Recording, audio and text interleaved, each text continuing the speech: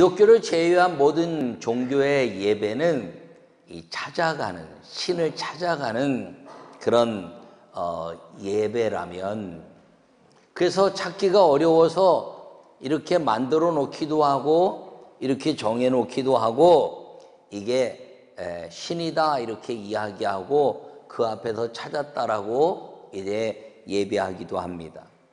때로는 사람의 형상을 만들어 놓고 그 사람이 깨달은 것만큼 되면 신이다, 신이 된다 이렇게 이야기하기도 합니다. 그런데 기독교는 이 예배라는 것을 통해서 참 하나님이 찾아와 주신다는 것을 기억하기를 바랍니다.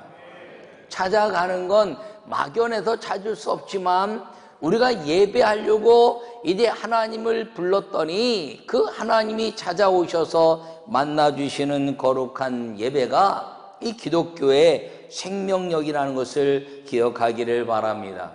2020년도 우리 교회 주제는 성령으로 부흥입니다. 오늘부터 3번에 걸쳐서 이 하박국 3장 1절에서 19절의 말씀을 전하게 될 것이고, 오늘 첫 번째 예배로 부흥하자라는 제목으로 말씀을 전할 때, 여러분 예배로 부흥하는 우리 모든 성도들이 되시기를 간절히 축원합니다. 1월 1일 날 이제 설교했듯이 이 부흥이란 말은 성경 속에 딱 한 번 나옵니다. 주의 일을 수년 내에 부흥케 하옵소서. 이 부흥이란 단어가 성경에 딱 한 번 나오는데, 이 부흥이란 뜻을 다시 이야기하면 살아난다, 생기가 넘친다, 새로운 호흡으로 이제 힘있게 산다라는 의미를 가지고 있습니다. 그러므로 예배로 부흥한다는 것은 예배로 살아난다라는 의미를 가지고 있는 것입니다. 오늘 이제 하나님이 대만에서부터 오시며 거룩한 자가 바란산에서부터 오신도다 이렇게 3절에 말씀하고 있습니다. 여러분, 이 대만이나 이제 바란산이라는 것은 상징적인데, 에돔 땅에서부터의 이제 이 하나님을 부르는 자들에게 다가오시는 그 모습을 이제 보여주고 있는 것입니다.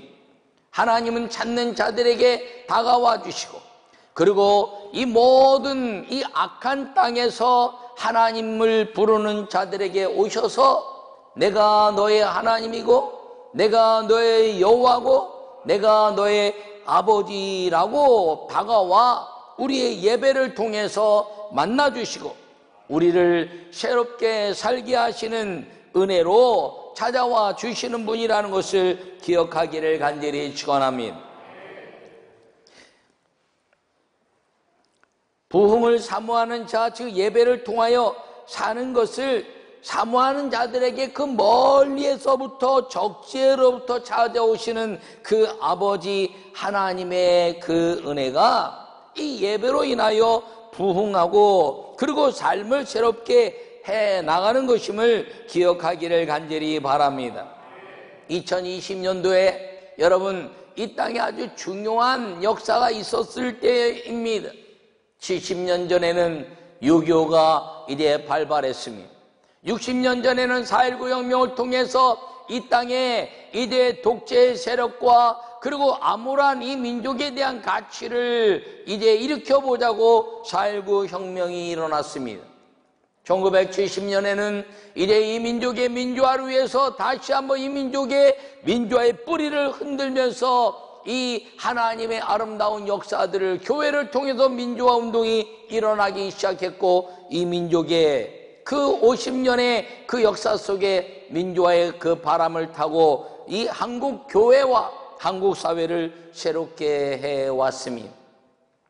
안타깝긴 하지만 이제 1980년에는 40년 전에 5.18 광주 사태를 통해서 이 민족의 나누어질 수 없는 이 민족이 나누어지고 그리고 이제 총칼과 그리고 수많은 군대들로 인하여 어려움을 당했던 그런 경험이 있습니다. 40년 전에 50년 전에 60년 전에 70년 전에 우리 민족이 가졌던 그 고통, 이제 2020년을 여는 이 민족 가운데 하나님께서는 그 수많은 고통과 아픔과 슬픔의 역사를 끊어내고 그리고 하나님의 사랑으로 모두를 품어가는, 연합하고 하나님께 영광을 돌려내는 예배로 새로운 삶을, 새로운 생기를, 새로운 하나님의 만남을 통해서 이민족과 교회와 가정이 새롭게 살아나는 부흥의 시작의 역사를 이루는 2020년이 되기를 간절히 축원합니다. 요약의 말씀을 함께 읽겠습니다. 예배는 살아나는 시간입니다.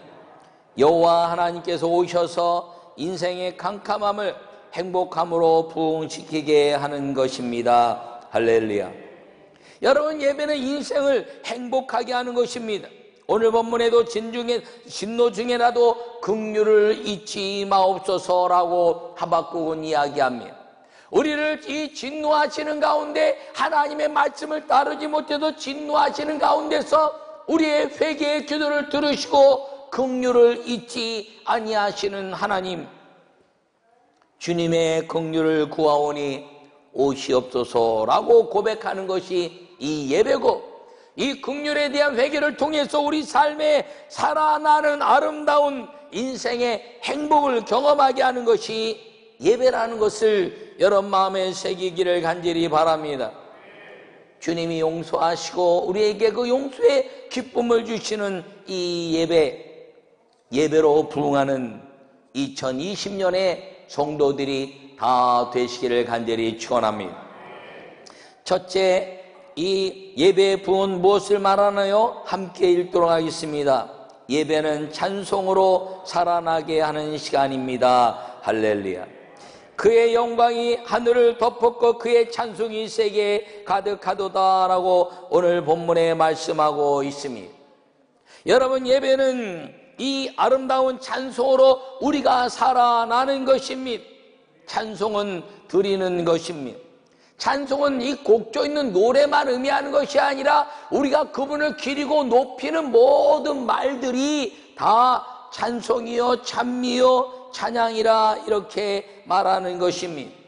하나님의 거룩한 임재로 인해서 내 마음에 기쁨이 넘치는 것, 울어도 감사하고 기뻐도 감격하는 아름다운 시간, 그것이 예배의 찬송으로 살아나는 예배 부흥이라는 것을 기억하기를 간절히 바라며, 이스라엘 민족이 애굽에서 광야로 나오면서 그들은 두려움에 떨었습니다.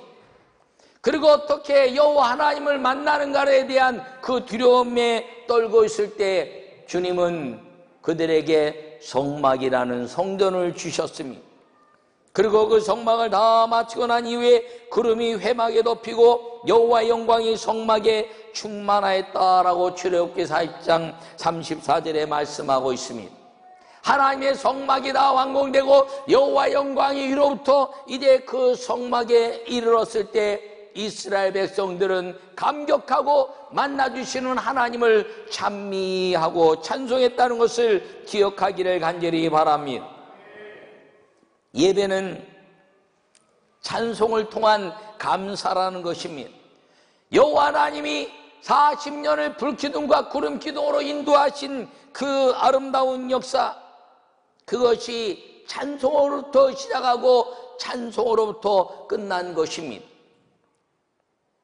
이 성막을 중심으로 동서남북으로 이제 모든 이 진영을 치르고, 그리고 이제 멈춰서도 찬송이요 가면서도 찬송이며, 여호사밧을 통해서는 그 모든 이제 세상 거민과 모압과 암몬 자손들 앞에 거룩한 예복을 입혀 찬양했을 때 그들은 하나님이 이스라엘 백성들이 창과 칼로 싸워 이기는 것이 아니라 전쟁은 내게 속한 것이니 너는 여호와를 신뢰하라, 주의 종을 신뢰하라는 찬양 속에서 하나님은 친히 그 모든 전쟁에 일으키는 조건들을 싸워주신 찬송은 우리를 흥겹게 하고 이기게 하시는 살아 넘치는 생기가 있게 하는 시간이라는 것을 기억하기를 간절히 축원합니다. 한 여인이 두려움에 떨고 있었습니다. 그는 율법을 지키려고 했지만 그 율법 가운데서 자기의 인생이 아주 여러 남자들과 함께 살아버리게 된 슬픈 인생의 여인이었습니다. 그때 예수님이 찾아오셨습니다. 사마리아 우물가에 한 여인에게 찾아오셔서 너가 생수를 구하는구나 이렇게 물으셨습니다. 이 여인이 생수를 구할 수 없는 시간에 온 것 때문에 예수님이 찾아오셔서 그 심령에 그 여호와 하나님과 예배에 대한 가치를 읽으시고 찾아오셔서 남편을 데려오라라고 말합니다. 남편이 없습니다. 그 마음의 고통과 아픔에 관한 것들이었지요. 그러자 내 말이 옳도다.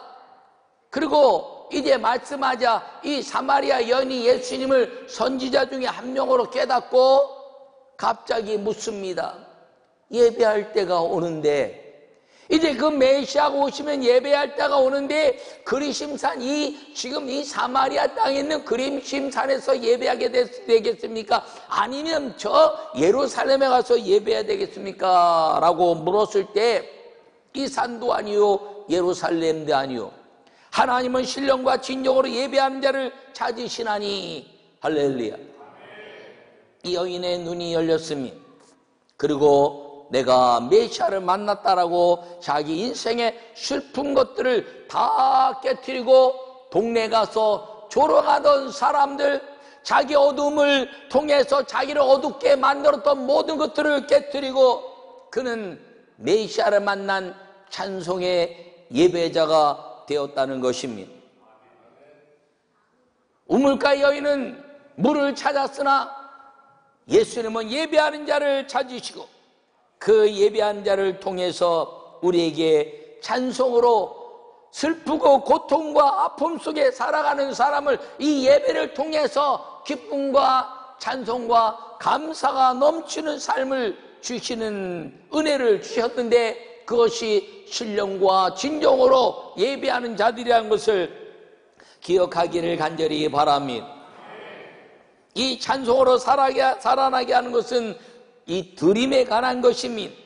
예배의 찬송은 드림입니다.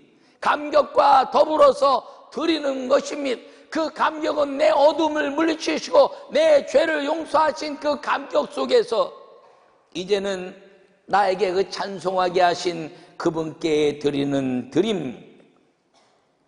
사람이 평안하고 기쁨이 충만하면 나누고 싶어 합니다. 무엇을 좀 줄까? 무엇을 좀 나눌까?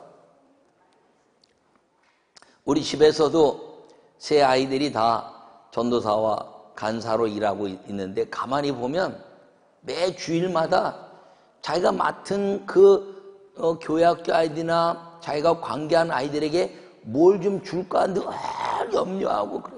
엄마 아빠 뭘 줄까 하는 생각지 않아.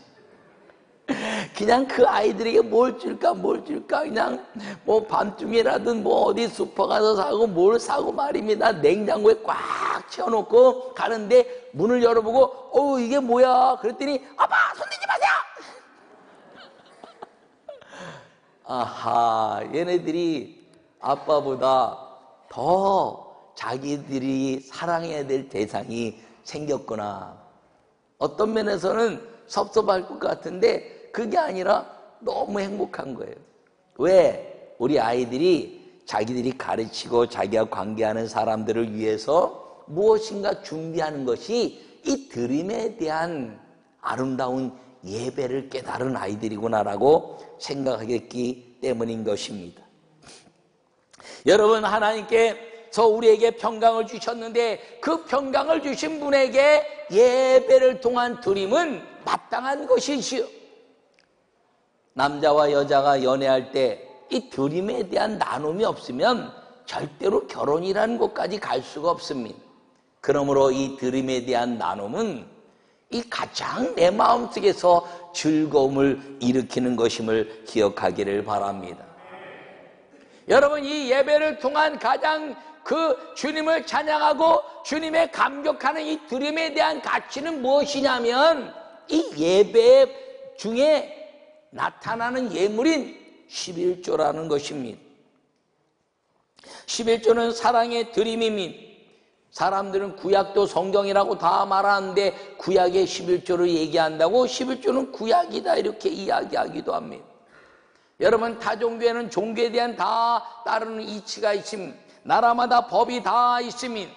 기독교의 생명력은 하나님의 말씀이고, 그리고 기독교만이 갖는 아름다운 가치가 무엇이냐면 이 예배를 통한 11조라는 것입니다. 기독교인이 갖는 하나님의 감격적인 드림, 이것은 법을 뛰어넘는 사랑이라는 것입니다. 저는 부모님들에게 이제 11조를 하라고 가르치지 않습니까?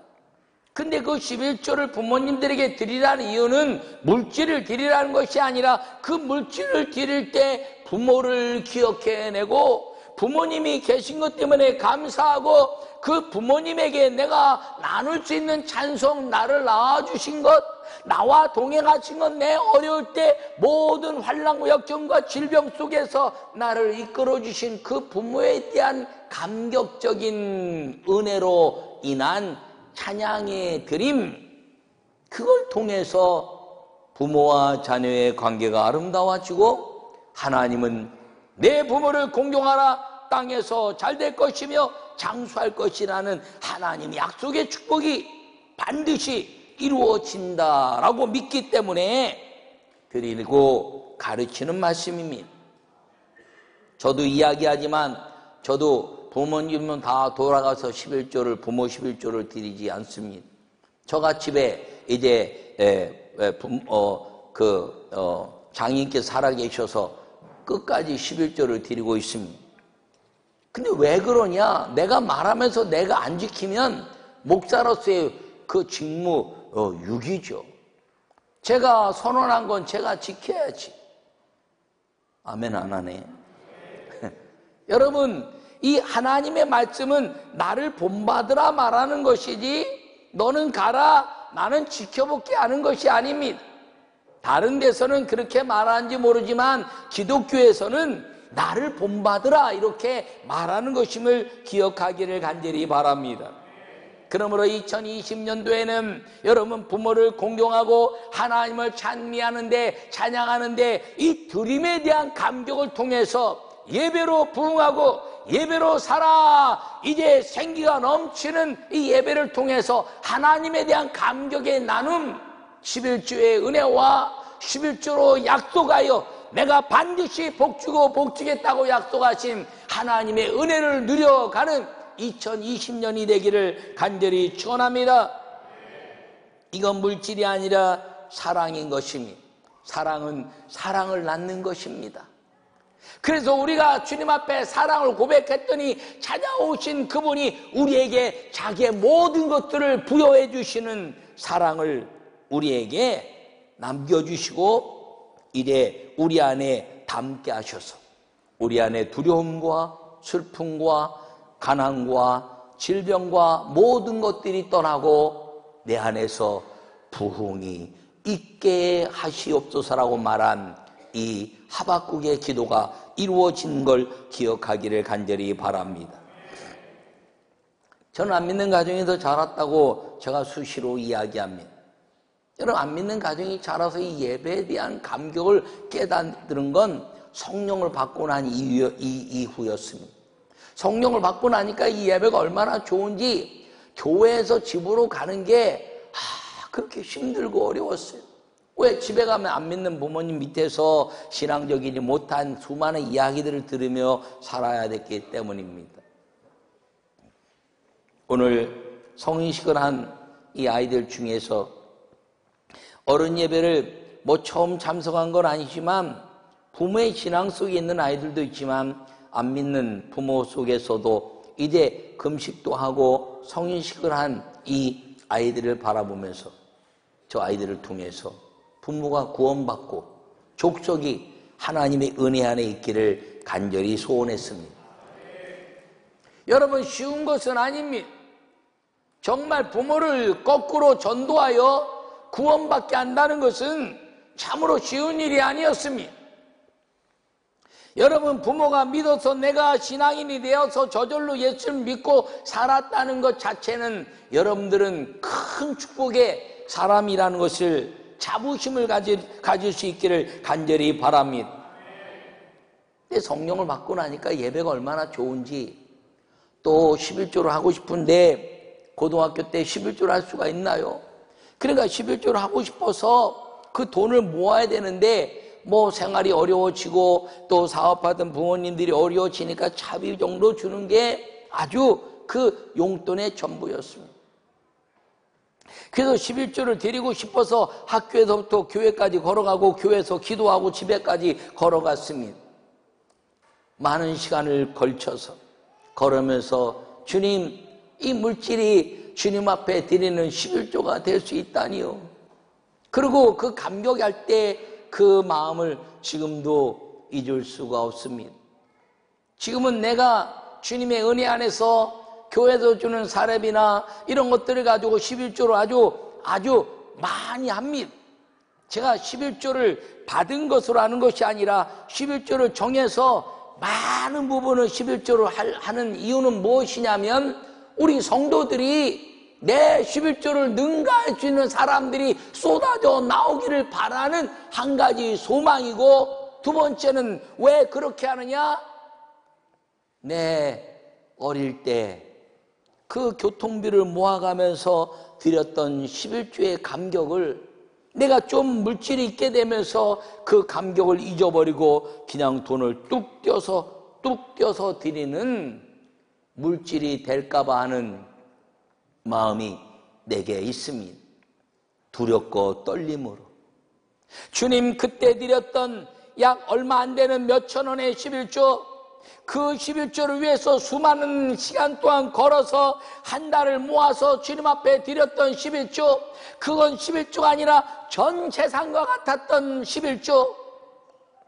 지금도 그런 떨림으로 전 재산과 같은 마음으로 11조를 드리는 이유는 내가 목사이고, 그리고 그 어릴 때 주님 앞에서 안 믿는 가정에서 11조를 드리고 싶은 예배에 대한 열망, 그 열망이 지금도 내 안에서 꿈틀거리는 믿음으로 남아있기를 원하는 한 가지 때문에 그런 것입니다. 사랑하는 성도 여러분, 하나님은 말씀을 단 한 번도 어긴 적이 없으시고, 단 한 번도 실수하지 아니하시고, 단 한 번도 주저하지 아니하시고, 단 한 번도 우리에게 기다리라고 말씀도 하지 않으셨습니다. 말씀을 지키는 사람들, 하나님의 성령으로 그 말씀 때문에 내 생명을 걸듯이 말씀을 지켜내는 사람들에게 주님은 내가 여기 있다라고 나오셨고, 대만과 바란산에서 찾아오셔서 이 하박국의 기도에 들으시는 찬송과 그 하나님의 아름다운 권능의 역사 앞에 나타나신 그 하나님이 오늘 2020년을 여는 이 아름다운 주일에 우리와 함께 하신다는 사실을 기억하시고, 예배로, 감사로 찬양하고, 예배로 주님 앞에 드림으로 찬양하여 우리 삶이 예배로 살아나는 이 예배의 아름다운 축복의 성도들이 되시기를 간절히 축원합니다. 두 번째 함께 읽도록 하겠습니다. 예배는 권능이 나타나게 하는 시간입니다. 할렐루야. 여러분, 권능이란 것은 권세와 권능을 성경에서 굳이 구별하여 설명한다면 권세라는 것은 자격을 말합니다. 자격. 영접하는 자, 곧 그 이름을 믿는 자들에게는 하나님의 자녀가 되는 권세를 주셨으니, 우리가 예수를 믿으면 하나님 아버지에 대한 권세, 나는 하나님의 아들입니다 라는 권세를 얻는다는 것입니다. 그 권세는 내가 대통령의 아들이냐, 아니면 이제 어떤 회사의 회장의 아들이냐에 따라서 그 위치에, 부모의 위치에 따른 힘을 내가 갖는 것, 약해도 힘이 있는 것. 그러나 그 약한 어릴 때, 약할 때 아무리 부모가 힘이 있어도 그 힘을 누릴 수 있는 때가 되어야 하는데, 그 때를 만들어서 권세를 힘으로 누리는 것을 권능이라 이렇게 말합니다. 그 권능은 뭐라고 말씀하시냐면 예수님께서 승천하시기 직전에 너는 예루살렘을 떠나지 말고 성령이 오시기까지 기다리라. 성령이 너에게 임하시면 권능을 받고 예루살렘과 온 유대와 사마리아와 땅끝까지 이르러 내 증인이 되리라. 할렐루야. 권능이란 것은 예수 그리스도의 그 능력, 하나님 아들의 권세를 가지고 마귀의 권세를 깨트리고 마귀의 권능을 깨트리고 하나님의 능력을 우리가 마음껏 누리기 시작하는 힘을 가진 자를 말하는 것입니다. 오늘 본문에 말씀하시기를 그의 광명이 햇빛 같고 광선이 그의 손에서 나오니 그의 권능이 그 속에 감추었도다. 할렐루야. 예배는 그 여호와 하나님의 권능이 나타나는 것입니다. 여러분, 예배를 통해서 여러분의 문제가 해결되고 질병이 떠나고 여러분 자녀의 문제가 해결되고 여러분의 그 아름다운 역사 속에서 주님의 권능으로 내 삶이 활기차게 힘을 얻는 것, 그것이 예배로 부흥하는, 예배로 살아나는 믿음의 사람이라는 것을 기억하기를 바랍니다. 말라기 4장 이전에 여호와를 경외하는 자에게는 이제 의로운 해가 떠올라서 치루의 광선을 발할 것이니라고 말합니다. 이거 치루의 광선을 발한다는 것은 육신이 고침을 받는 의미도 가지고 있지만 그 광선이란 말은 다르게 이야기하면 날개란 뜻을 가지고 있습니다. 날개를 달고 팍 여기도 가고 저기도 가면서 아주 힘이 넘치는 그런 삶을 사는 것. 마귀의 그 모든 괴계를, 죄를 이래 밟음처럼 하나님의 아름다운 능력을 가지고 그 모든 날개를 갖고 질병이 없는 그 힘을 가진 그 빛으로 말미암아 권능으로 이 모든 것들을 누려가는 하나님의 사람이 되게 하는 시간, 그것이 예배라는 것입니다. 사도행전 3장에는 베드로와 요한이 성전에 올라갈 때 그 날 때부터 걷지 못한 자가 구걸하였습니다. 그때 베드로가 손을 잡아 말하며 내게 응각은 없지만 내가 나사렛 예수 이름 영어로니 일어나 걸으라. 할렐루야. 그가 걸었습니다. 그리고 그가 한 일이 무엇인가요? 그 권능을 경험하고 함께 평생 한 번도 들어가지 못한 성전에 들어가며 걷기도 하고 뛰기도 하며 여호와 하나님을 찬미하였더라. 할렐루야. 이것이 권능을 통한 예배자의 모습이라는 것입니다. 예배할 때 치료의 권능이 임하는 것입니다. 흔히 신학교에서 예수님의 사역을 세 가지로 가르칩니다. 하나는 프리칭, 설교요. 하나는 티칭, 가르치며 하나는 힐링, 고치십니다. 그런데 실제적으로 이 성경의 역사를 보면 프리칭을 통해서 영을 고치시고 티칭을 통해서 이 생각을 고치시고 힐링을 통해서 육신을 고치셨으니 하나님이 이 땅에 오셔서 회개하라 천국이 가깝다 말씀하신 그 은혜로 말미암아 예수님의 사역은 우리를 고치시고 예배하게 하는, 찬송하게 하는 권능자의 은혜가 그 예수님의 모습이고 우리가 그렇게 되기를 원하시는 하나님의 은혜라는 것을 기억하기를 바랍니다. 한국교회가 언제부턴가 예배가 재밌어야 된다는 생각을 하고 있었습니다. 어린아이들에게는 여러분 지금은요 재미를 세상을 따라갈 수가 없습니다. 교회 아주 스크린으로 온 강단을 다 도배하고 영화처럼 예배를 드려도 영화를 따라갈 수가 없어요. 교회에서 아무리 문화사역을 잘해도 세상의 문화사역을 따라갈 수가 없습니다. 교회에서 아이들에게 아무리 재미있게 가르쳐도 여러분 뽀로로 하나 교회에서 따라잡을 수가 없습니다. 교회가 갖는 예배의 본질은 재미가 아니라 감격이라는 것입니다. 어린아이라도 성령을 감격시키고 여러분, 어린아이들이 다 어른 드라마 다 보는데 왜 교회는 어른 예배를 드리면 안 되는가라고 이야기하는 경우도 있습니다. 저는 어떤 책을 읽었는데 9살 먹은 아이가 성령에 충만하여 성령의 은혜를 경험하고 잘 자란 이야기를 읽은 적이 있습니다.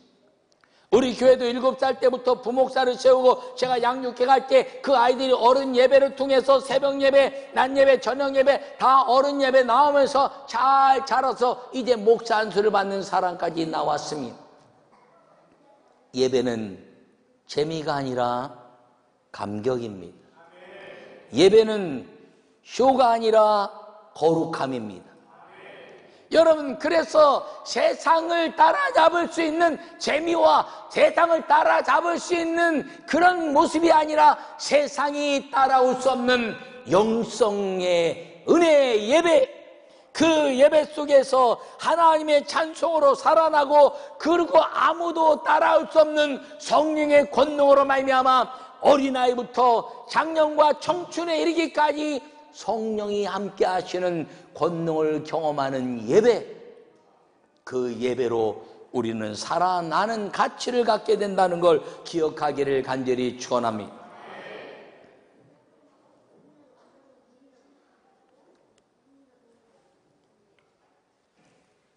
이 예배로 부응하자, 성령으로 부응하는 첫 번째 예배로 부응하자, 두 번에 걸쳐서 속회로 부응, 그리고 봉사로 부응에 관한 이야기를 하게 될 것입니다.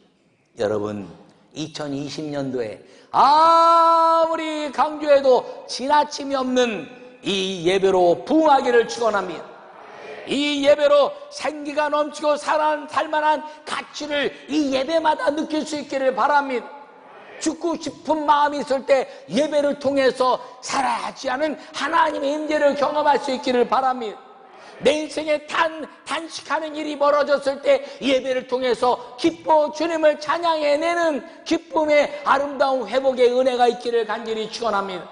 아직도 교회는 희망이고 아직도 하나님 말씀 안에서는 내 삶의 가치가 있다고 느껴내는 2020년도의 예배, 그 예배 성령은 우리와 함께 하시고 성령은 우리에게 찬송하게 하실 것이고 성령은 우리에게 권능을 경험하게 하실 것이고 그리고 주님과 함께 살만한 가치를 우리에게 주시는 위대한 2020년 예배로 부응하는 예배자가 될 것을 꿈꾸고 주님의 아름다운 은혜 속에 살아가는 우리 모두가 되시기를 간절히 축원합니다.